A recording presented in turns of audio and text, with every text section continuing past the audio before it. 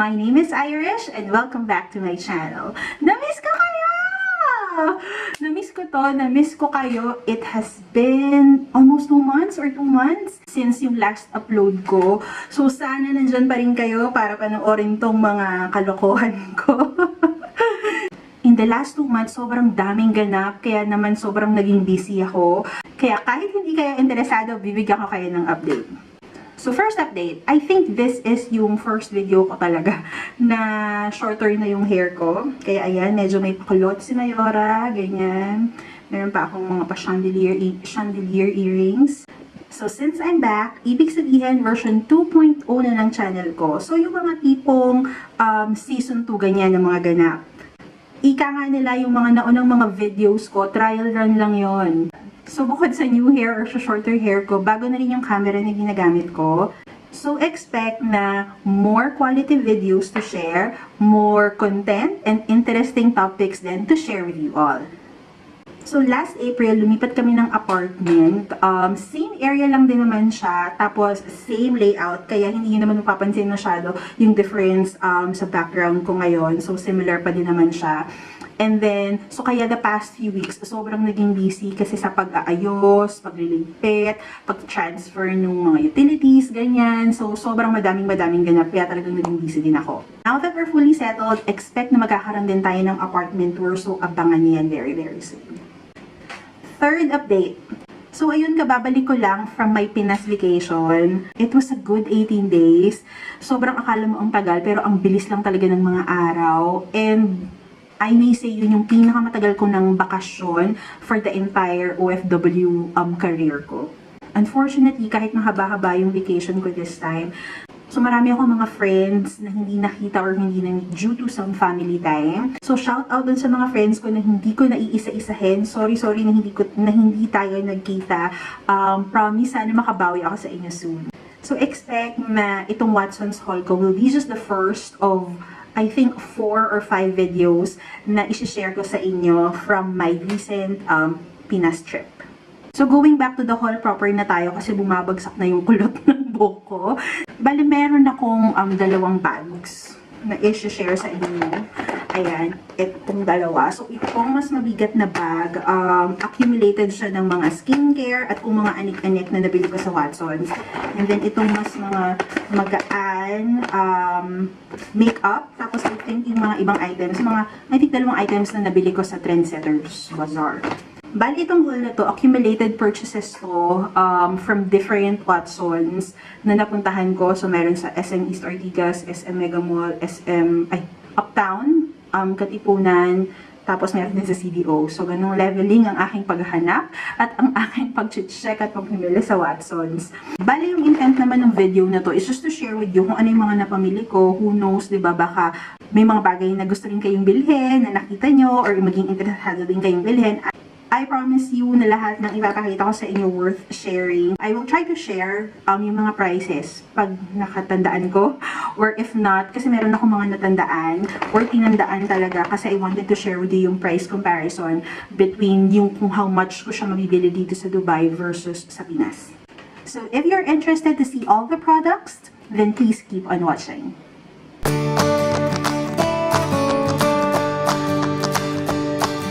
So first, dun muna ako mag-start sa mabigat. So start niya ako dito dun sa mga skincare at saka mga kung anik-anik na items. So pick lang ako randomly. Okay. Ito, the first one is, ayan. It's Listerine Healthy White Natural Lemon and Salt. Hindi ko sure kung meron ito sa Dubai, pero kasi first time ko lang siyang nakita. Tapos meron ito sa bahay. Nung na-try ko siya, kasi nung bago ko, for the past few months, iniinda ko na talaga yung sakit ng ngipin ko.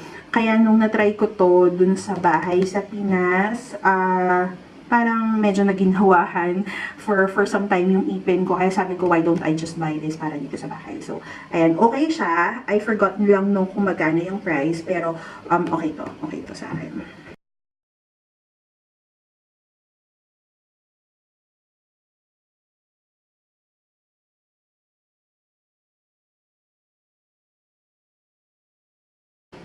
So, tuluyan na talagang bumagsak yung ano ko, yung kulot ko. Anyways, tuloy lang tayo. Next item is itong brow liner, retractable brow liner ng EB Advance. Waterproof daw siya. I got the shade Slate. So, 135 pesos daw.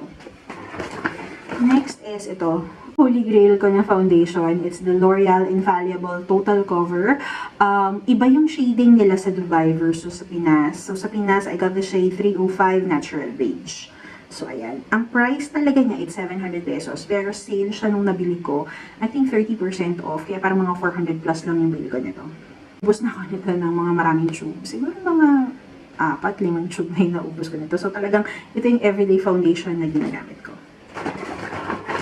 Next is itong mascara. This is the Maybelline Hyper Curled Everyday Mascara. Everyday talaga siya. Or ka lang din, nung parang college or early years nung pagtatrabaho ko. Ito din yung first mascara na nagamit ko. What's good about this is, yes, mura nga lang siya, 199 pesos. Tapos, waterproof pa siya. So, yun kasi yung gusto ko sa mascara. Waterproof siya kasi mahilig akong magkamot-kamot. Or tapos, maluhain pa yung mata ko. Kaya, ayan. Next. Ay, ito pala. Ito, share ko lang sa inyo. Pakita ko lang.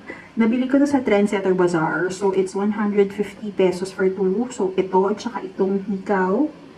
Ayan, hikaw na suot ko ngayon. Sa Trendsetters Bazaar. Ayan, siya nalala.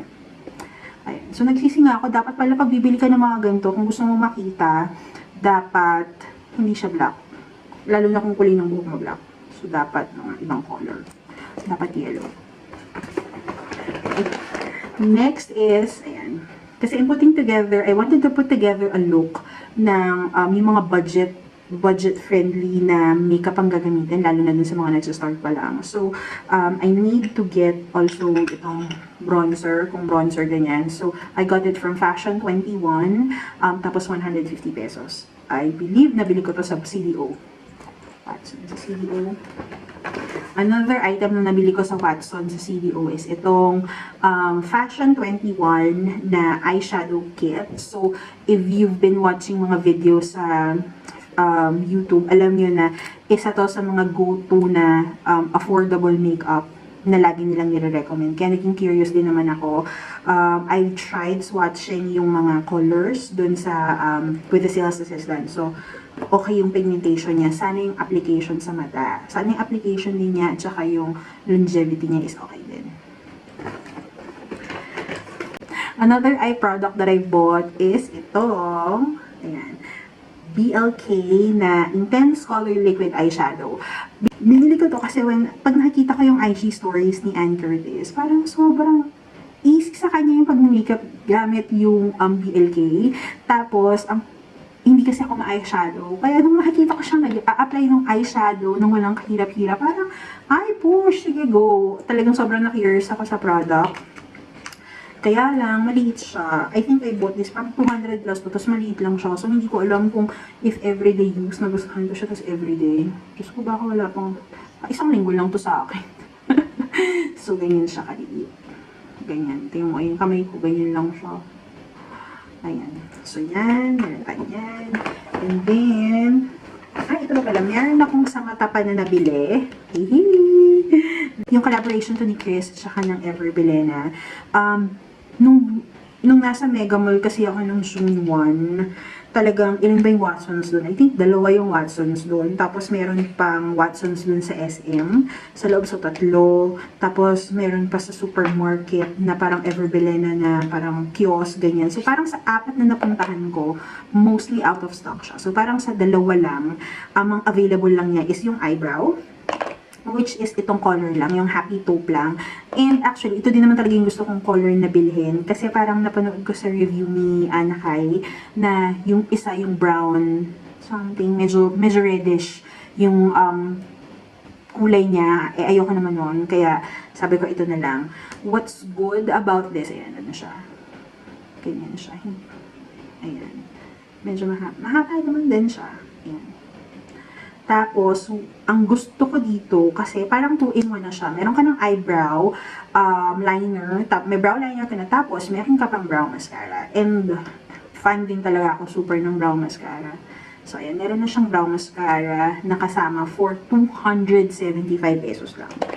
Kaya yun. So, good thing. Sobra talagang good na naabutan ko yung pag-launch ng product line niya. Yung mga last items na ipapakita ko, it's all about lips naman. So, last na to. Ayan. Ito siya. Ito yung mga nabili ko. Ito yung mga lip products na nabili ko. Start ako dito. Ito sure ako sa CDO. Detail makeover. Color niya is Richard. Tapos, mahilig kasi ako sa mga lip pencil. So, if you see, parang wine red yung color niya. So, okay siya sa akin. Tapos, 99 pesos tong lip liner na yan. Next is bumili. Ito, sobrang hype. Tong Everbilena na lip and cheek stain. Baka sa mga bagets, hype to, ganyan. I got the shade very red. Tapos, 165 pesos. So, gusto ko lang siyang itry. And then, next is itong Nichido. Sabi ko, parang gusto ko lang ng lip tint. Maraming lip tint. So, yun. Nakikita. This is the Nichido Cheek and Lip Tint. Colored niya is tickled pink. Hindi ko alam kung meron pang iba. Nakalimutan ko na rin kung magkano. And then, okay. Next is all 3 Vice Cosmetics. Nung una, ang binili ko lang to. Gusto ko lang itry. Gusto ko itry yung formulation niya kung paano siya mag-e-effect sa lips ko. So, I bought this liquid lipstick. Yung Phenomenal Matte Liquid Lipstick in the shade Hanache. Tapos, ayan siya.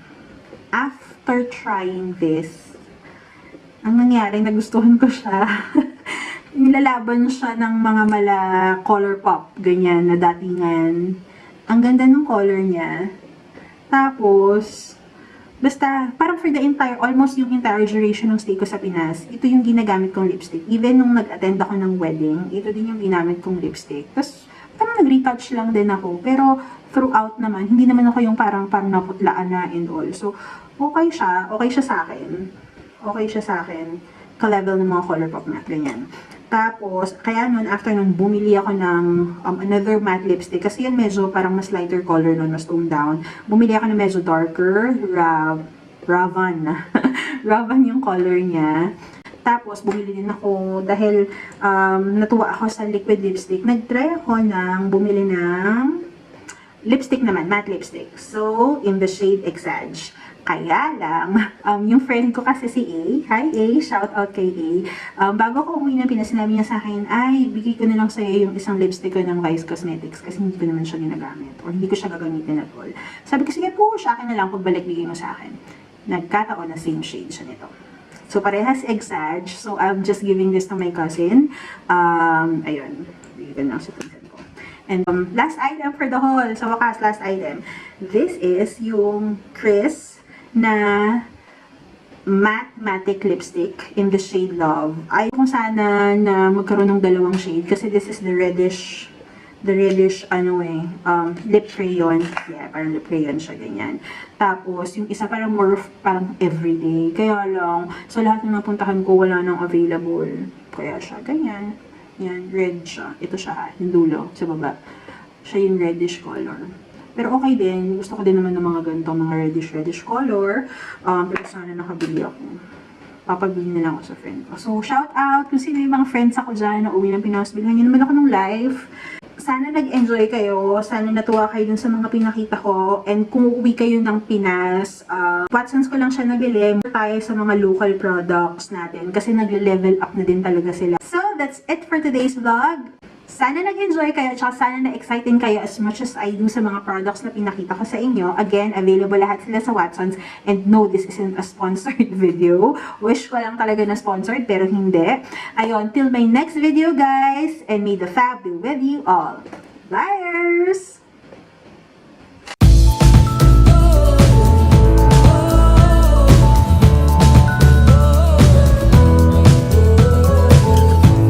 Exciting kayo sa